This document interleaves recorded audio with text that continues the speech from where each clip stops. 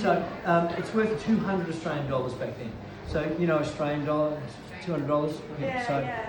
So $200. You could buy a really nice tent. Yeah. You would buy a coach trip from here back to Melbourne if you wanted to go back to Melbourne where there was a bit more interest. Or a lot of men, because there was a lot of single men here.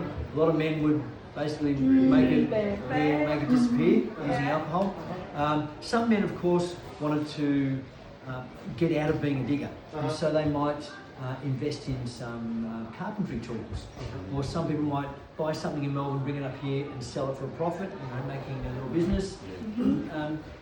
So they may have bought a farm, and not everyone wanted to keep finding gold. So but that was 200 then. You know how much gold is worth now? It's about $7,000 an ounce. And that's about 30 grams. So this is a quarter of an ounce, so that's about 1,700 Australian dollars.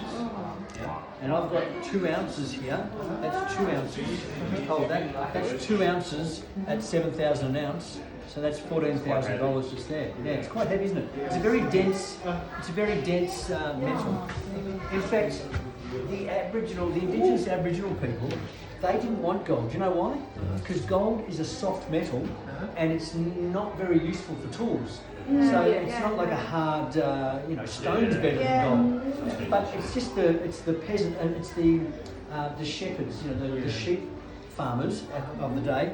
They were kicking along and they found gold, and they said to the Aboriginal people, "Is there any more gold?" They said, "Yeah, it's everywhere."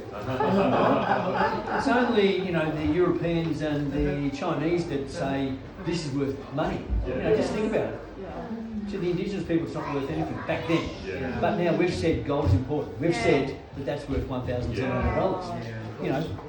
This is a bit of rock. Why do we say that's worth $1,700? But so they all found this surface gold using this technique. After a few years, all the surface gold had gone.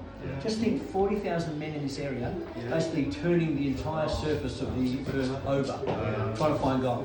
Then they had to start digging down. And so men or families got together, and a shaft go down 10, 20, 30 to find this quartz using picks down 30 metres and hoping to try and find the gold seam in the quartz, because that's the original source of the gold in the quartz. The stuff that came to the surface over the years has been washed off this and washed with the water up to the surface. So that's where the surface gold came from. Anyway, they were trying to find that. But that's much harder work.